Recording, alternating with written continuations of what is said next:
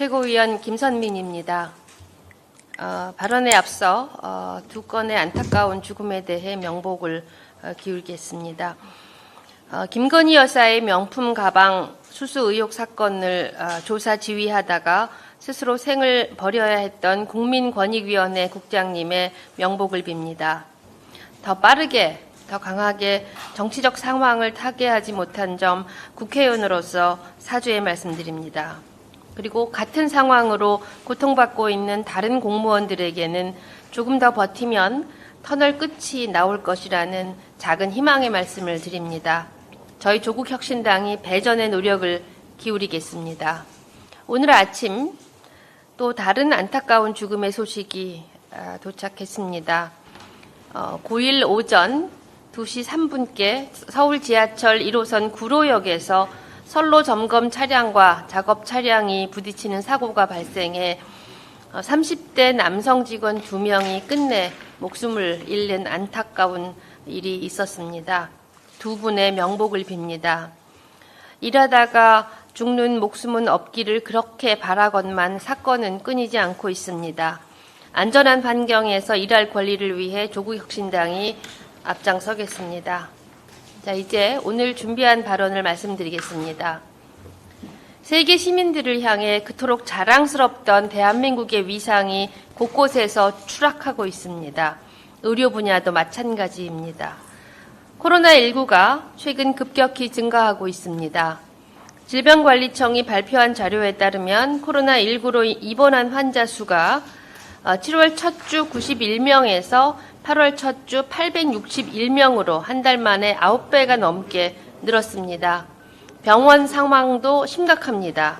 코로나19 환자가 주로 이용했던 음압격리 병동을 닫았던 병원들이 2, 3주 전부터 다시 음압격리 병상을 가동하기 시작했고 인공호흡기 치료를 받는 중환자실 격리 병상에도 환자가 끊이지 않고 들어오고 있습니다. 정부가 코로나19 엔데믹을 선언한 뒤 1,000원대까지 내려갔던 자가검사 키트 가격이 4,000원대까지 올랐습니다. 국민들은 주위에서 코로나19 환자들이 늘어나는 것을 체감하고 걱정이 많으십니다.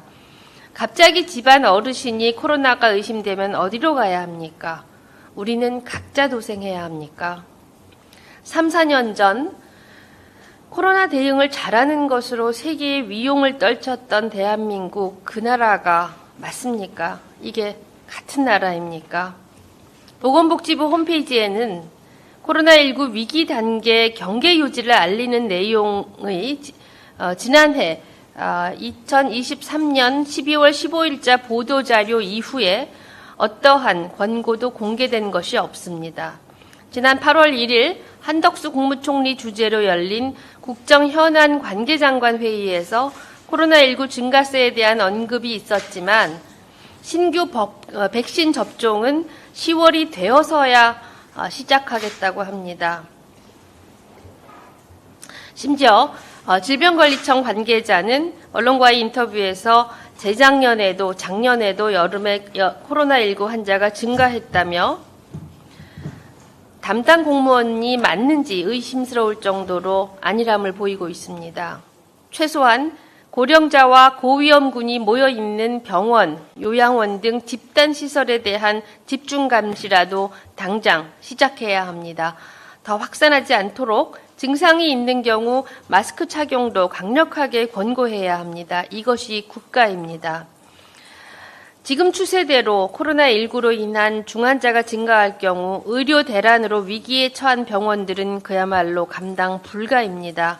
정부는 손을 놓고 있습니다. 무정부 상태라는 것이 이런 상황을 두고 하는 말입니다.